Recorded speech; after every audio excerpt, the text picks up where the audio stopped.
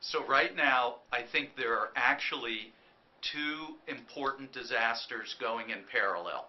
There's the earthquake tsunami disaster, and there's the nuclear power plant disaster. Up until last night, I would have classified the earthquake tsunami disaster as primarily a physical disaster, and the nuclear power plant disaster as primarily a psychological disaster.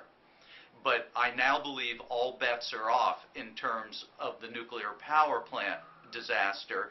Is it primarily psychological trauma, or is there in fact physical risk?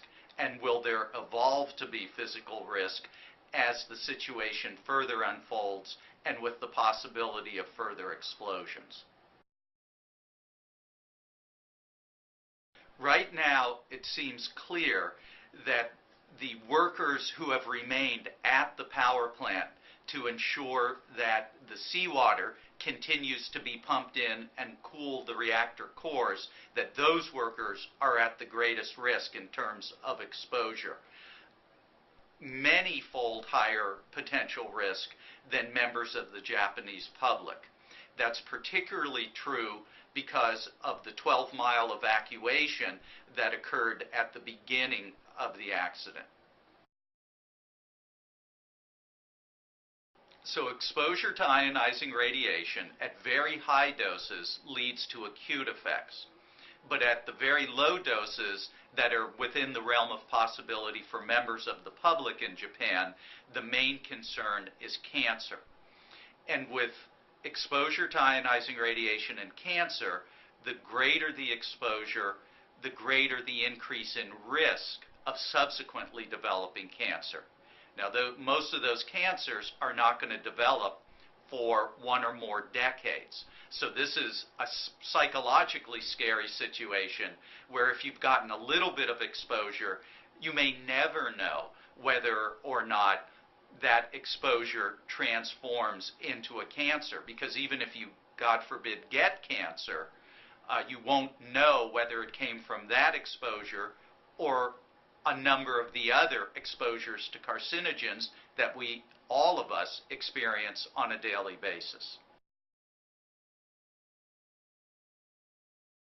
Of course, many people in this country are worried about the nuclear power plants that are here in this country. If you look at the nuclear power plants in this country, many of them are pressurized water reactors instead of the boiling water reactors that are at stake in Japan right now. The backup systems and security systems are different on the pressurized reactors than on the boiling water reactors. An accident is obviously possible in this country. We know that from 3 Mile Island. But there's no evidence right now that something like what's occurring in Japan is going to occur in the United States. So potassium iodide is frequently spoken about as a protective measure in the context of a nuclear power plant accident.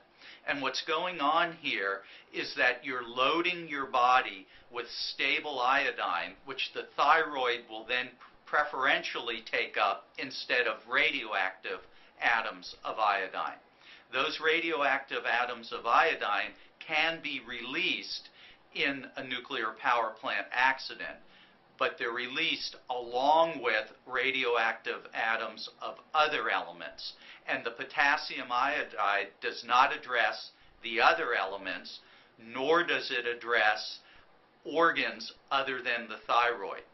So while I think it's important, particularly in kids who might be exposed to radioactive material from a nuclear power plant accident, to take potassium iodide for the duration of the period during which they might be exposed, I think it's even more important for everyone to recognize that potassium iodide isn't a magic pill that protects you broadly from radiation or radioactivity.